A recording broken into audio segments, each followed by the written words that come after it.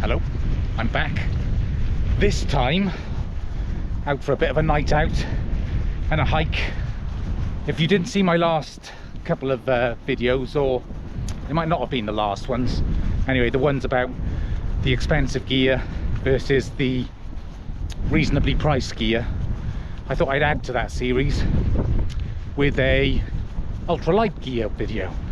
So I packed up everything as close as I could to what I used on the Appalachian Trail in 2019, and I thought I'd get out and show you that stuff. Anyhow, I'll bring you back when I stop and I'll show you some of the gear and then tell you a bit more about what we're doing tonight.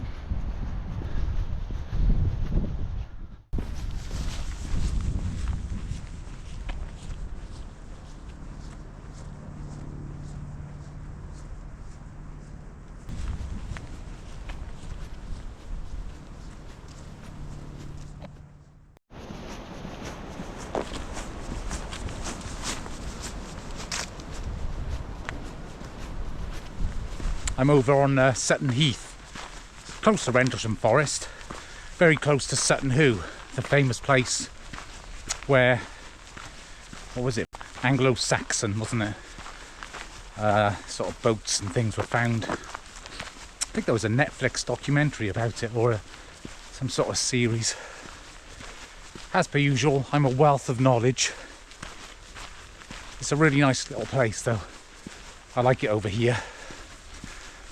Later on I'll dart back into Rendlesham to my tried and tested spot where I never get bothered. For the night, it's going to be super cold tonight, I mean really cold. So a good test of all this ultralight stuff.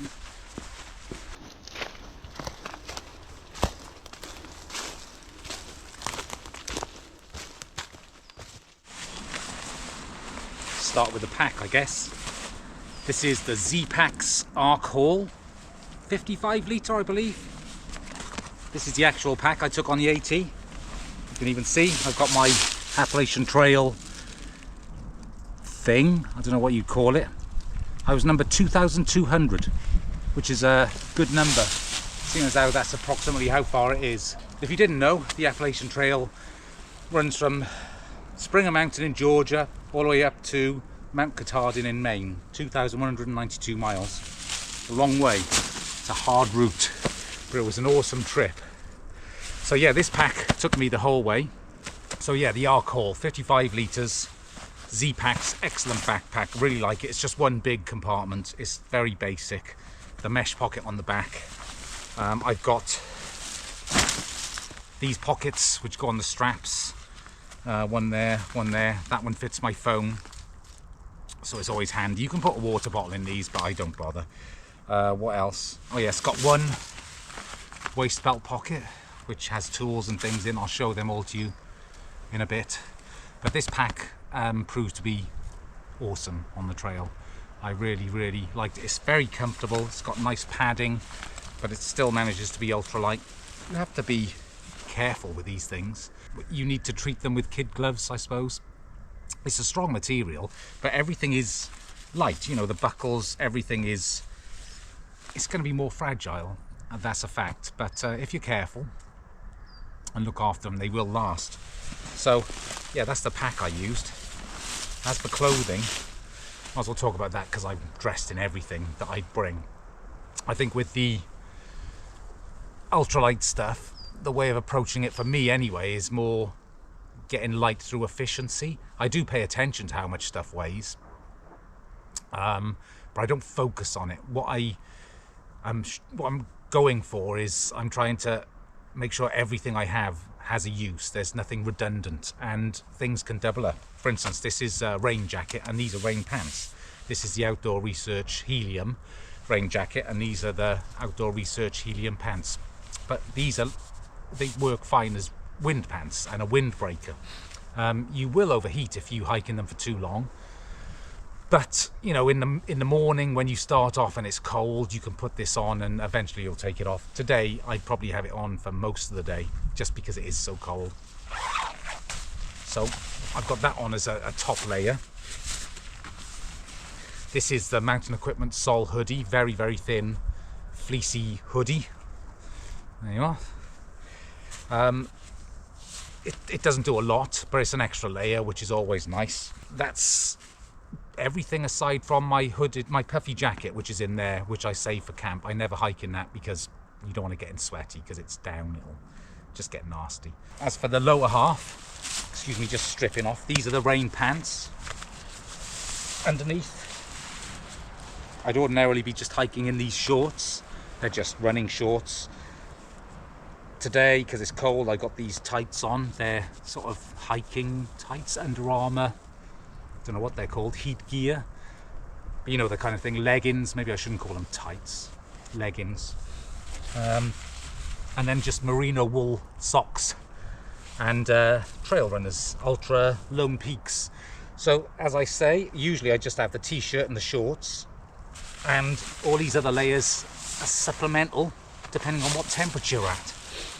And that is all of my clothes. I've got one spare pair of socks and a puffy jacket inside the pack. That's everything. I don't bring spare underwear or anything really. I used to, but I found I never use it. The running shorts are almost like swimming trunks, and that means you can wash them and more or less put them on straight away. Now, that does mean you end up being nasty and smelly on through hikes, but everybody is. It's just the way it is. You go in 2 weeks between showers and washes and what have you, you're going to smell. You've got to own it.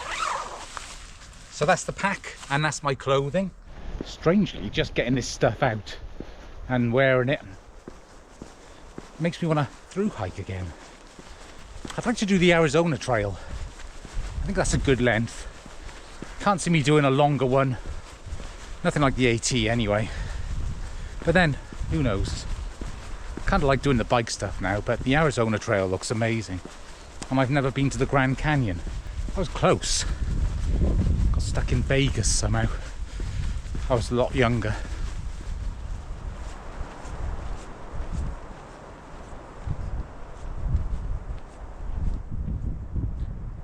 So I just walked past that Sutton Hoo site. I saw some mounds, but I don't know if that's the important ones. I'm looking it up now. Yeah, it's the site of 2 Anglo-Saxon cemeteries dating from the 6th to 7th centuries. They excavated it in 1938 when an undisturbed ship burial was discovered. Anyway, we're losing light, so I'm heading now to a campsite, and there I will show you some more of my ultralight stuff. The rest of it, like I say, it's very minimal. I really enjoy that side of things. The efficiency, minimalist. I always feel in a state of disorder when I'm on these camping trips usually, because I've got so much stuff. But not tonight. I'm going to have just enough.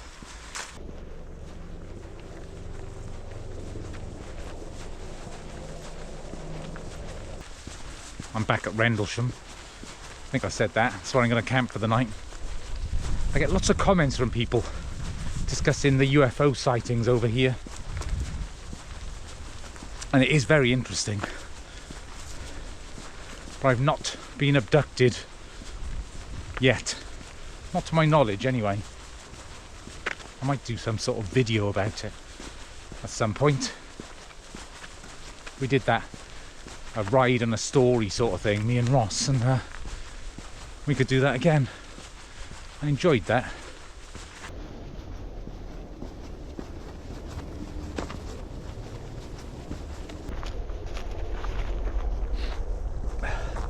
Ultralight water bottle. You need no more than this. Smarter water bottles seem to be the best. I had 4 bottles, 750 milliliter ones I took on the AT, and they lasted me pretty much the whole way. So I think it's probably the only exception to the lightweight being more expensive rule, this is all you need. Right, I'm going to set up right here, tucked away in this forest, and I'll show you my tent. Well, you've seen it. It's my ZPacks Duplex. Genuinely 1 minute, 2 minutes tops, all done. Well, I like this tent for that. Keep it in this Dyneema bag, obviously, Ultralight. And also the pegs I keep in this Dyneema bag. Dyneema is very strong and very light. Anyway, I'm going to get the rest of the sleep stuff out and I'll show you that. So for the sleeping pad tonight, my Thermarest X Therm. I wouldn't say it's ultralight, but it is for a warm pad. I don't think you can do much better than this. Although somebody recommended a Nemo Tensor. I'm not sure. This will do for tonight. On the AT I used the Ultralight, which is lightweight. But I mean, it's got no R value. So I'd freeze to death.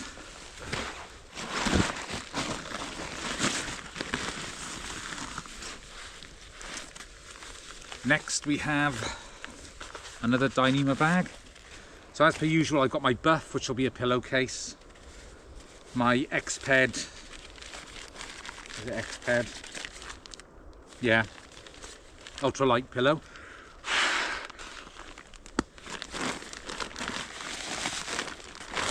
It's actually not too bad when it's got this buff. And my Revelation quilt. Enlightened Equipment Revelation quilt, 20 degree. I had a 30 degree on the AT. It was a bit lighter than this, but nowhere near as nice. That's the beauty of a quilt as well. It's going to be cold when I'm making dinner, so I won't be cold like this. But you can feel the difference straight away. That's my sleep setup done. Let's move on to miscellaneous things.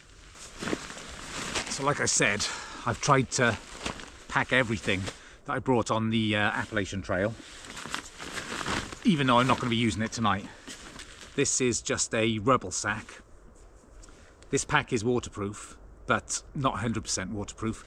If it's going to rain, I put everything inside this, and then I put that inside, and then it's definitely waterproof. My Sawyer squeeze.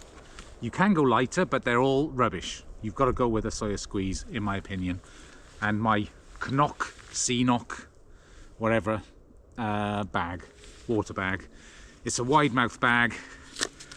When I was on the AT, or when you're on any Thru-Hike, you need this. Trust me, because sometimes you're scooping from puddles, very muddy puddles, and you can get water in with this. So yeah, I would highly recommend this. And they're very strong. They seem to last okay. I ruined the last one. I got it caught in a zip when I was on the GDMBR, but that's my fault. This here, that's my trowel. It's a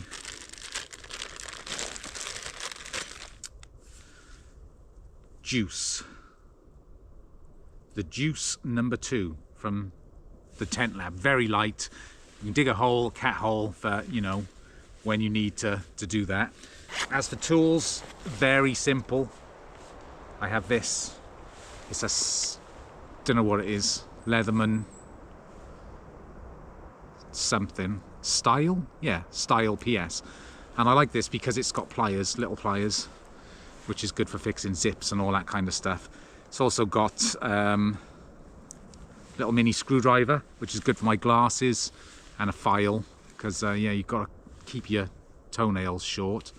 You can clip on with this little carabiner thing, and that's a bottle opener. There was some other reason I wanted this. It's got scissors.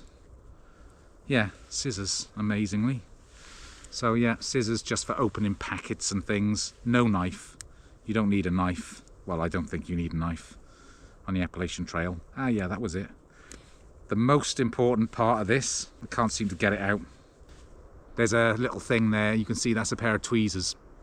And ticks were a problem on the Appalachian Trail. I got 2 or 3.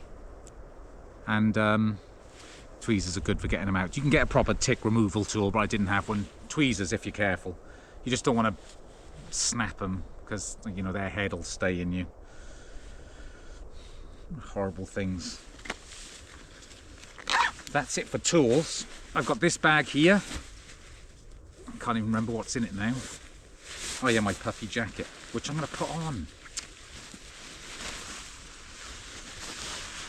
Another layer. That's my final top layer. I think I said earlier it's all about efficiency, in my opinion. Multi-purpose. I've got every layer I've got now. There's no way I'd be cold even tonight, with that quilt especially. What else? Ah, gloves, I forgot. Thin pair of gloves. I don't tend to get cold hands, but yeah, gloves are a good idea. This bag, another Dyneema bag. Let's see what we got here.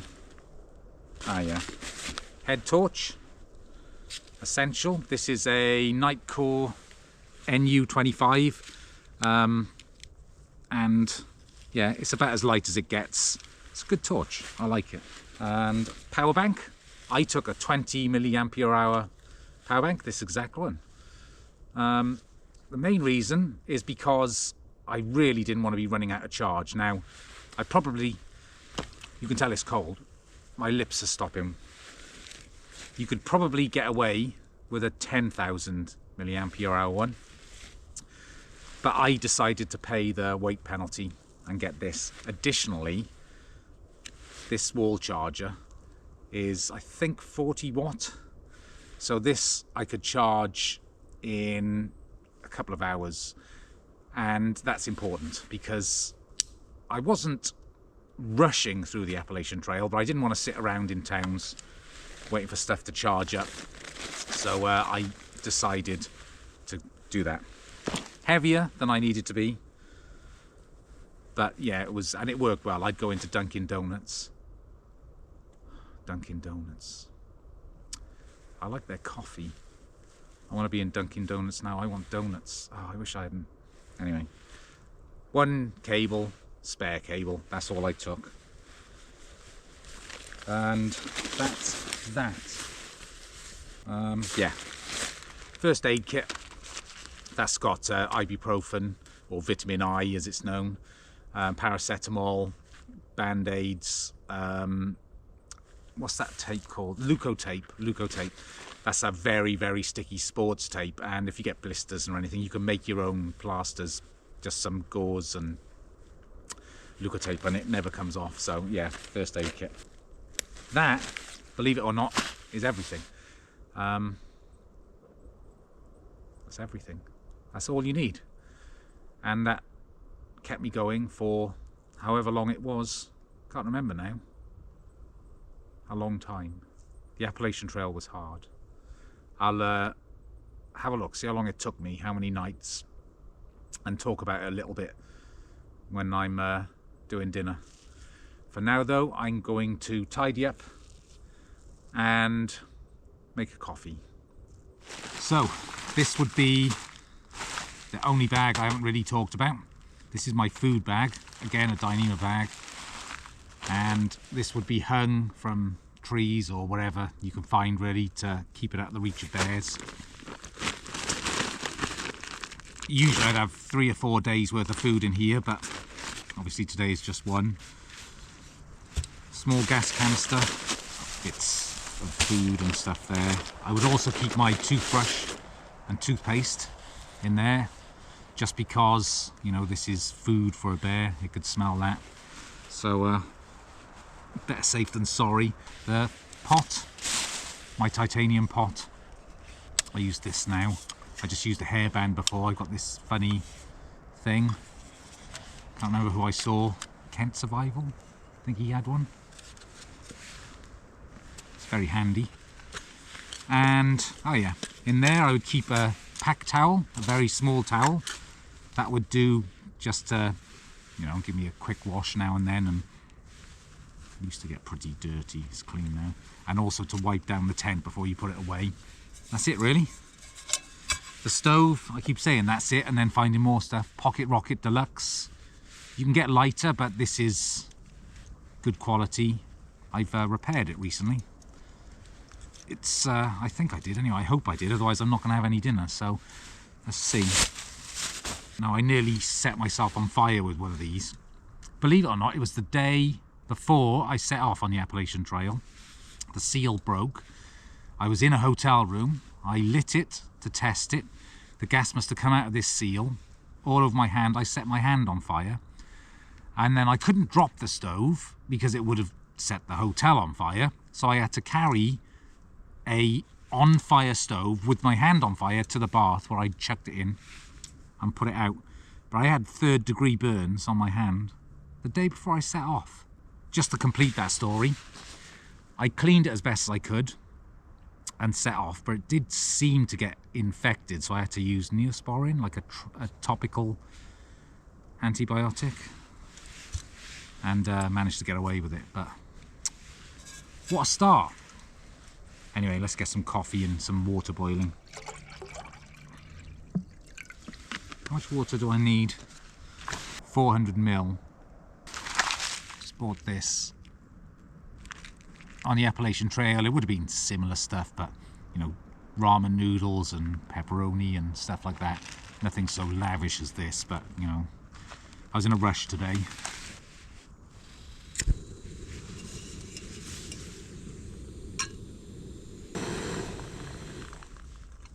This pocket rocket is so quick.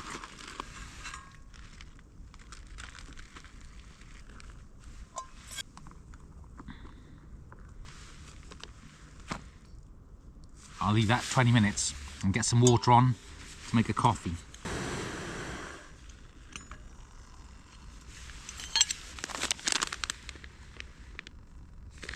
Valiant Peak. I think I bought my Nor tent from them. They must have sent me this. Thank you, Valiant Peak. You could just send me another 20. So today it gets dark at 12 minutes past 4. So we've had the shortest day of the year. Thank God. It's actually difficult making these videos through the winter. It's either been freezing cold or very wet and rainy. Difficult doing anything on the bike because everything's just so muddy. I think this is leaking. It is, yeah. My repair has been unsuccessful. It's a shame. But I think my pocket rocket needs to go into retirement. It's done well. It lasted a long time. I mean, this was used 4 or 5 times a day on the Appalachian Trail. At least 3 times a day. Because you know what I'm like with coffee. It was constantly in use. And it survived the whole way. Try this coffee.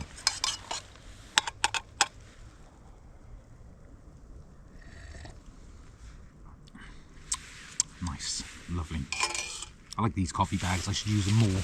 So yeah, my plan is just to eat, get wrapped up in here.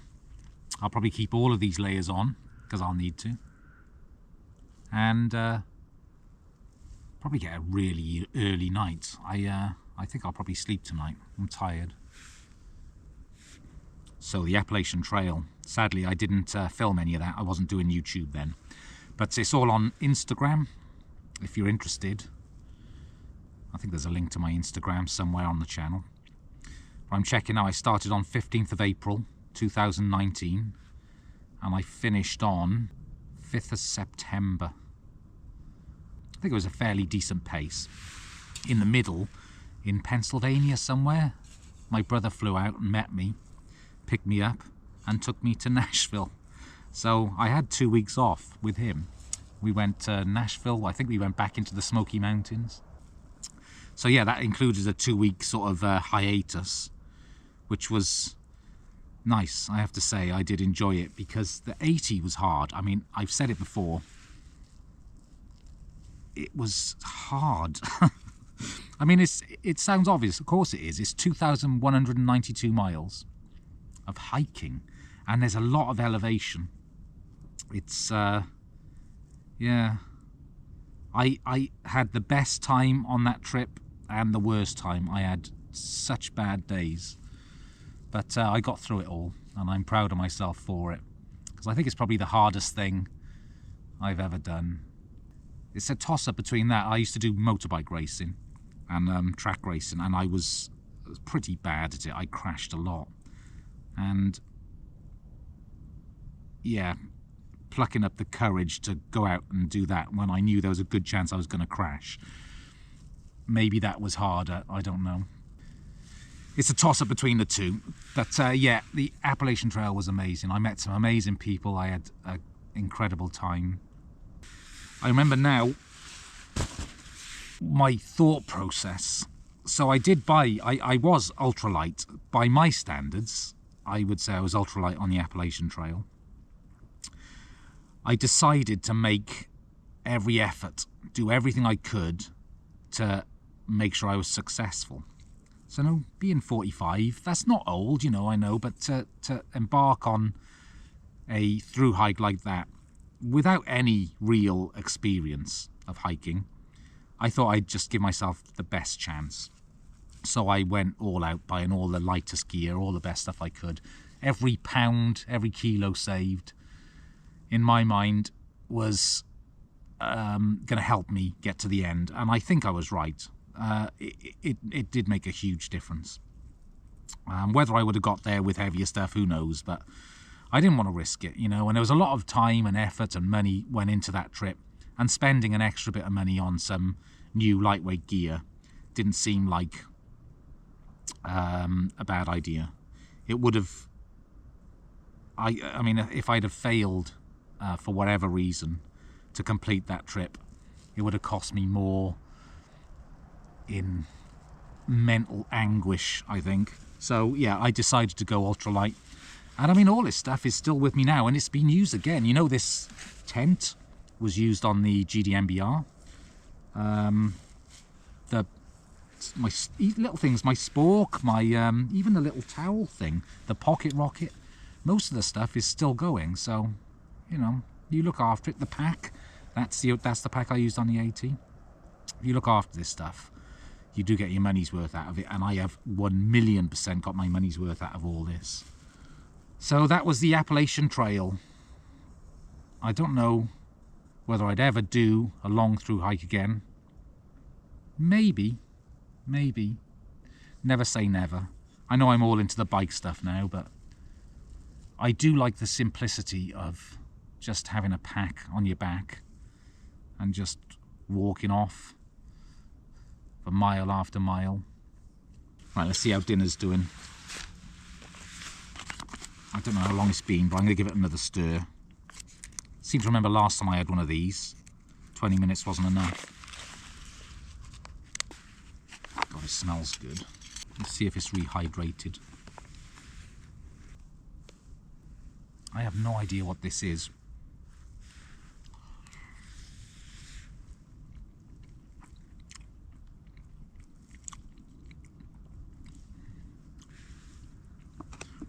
It's tasty. I still don't know what it is. These fire pot meals are good, you know, when I look at the ingredients. Cannellini beans, cavolo nero, tomatoes, sourdough bread, potatoes, celery, leeks, carrots, olive oil, parsley, salt, garlic. See, that's it. It's all natural stuff. Right. Dinner's done. That was pretty good, actually. Now it's getting cold, so I'm going to get into my, well, get under my quilt and wrap up. I'm actually listening to a good book, so I'm going to finish that off. I think it's called The Thursday Murder Club. And is it Richard Osmond? The guy from, what's that program called? Pointless. Yeah, so I'm listening to that, and it's actually quite good. I'm enjoying it. So I'm going to lay in bed, listen to that, and that'll be it. Unless anything happens, I'll see you in the morning. I imagine nothing will.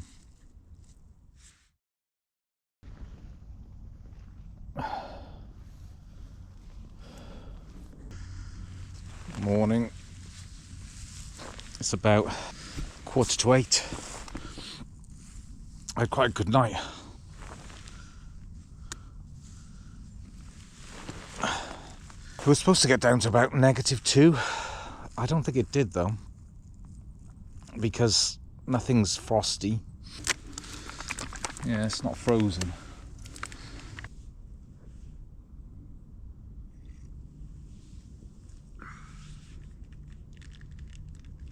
Right, so breakfast is done.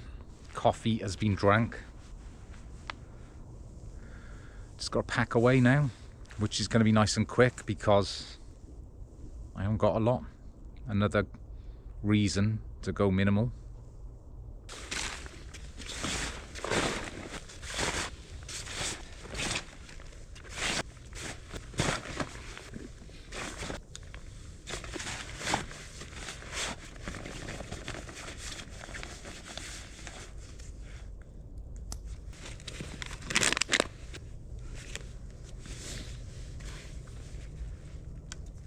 So there we go. Comfortable night, temperature wise. Not so comfortable because I had to wear so many layers. But, you know, that's the trade-off. I'd rather on a through hike be a little more uncomfortable at camp and be more comfortable when I'm hiking. Particularly when you're looking at, on my pace for the Appalachian Trail was an average of about 20 miles a day in, day out. That's not to mention how more prone to injury you'd be with a heavy pack. So there we go. It's going to be a lovely day.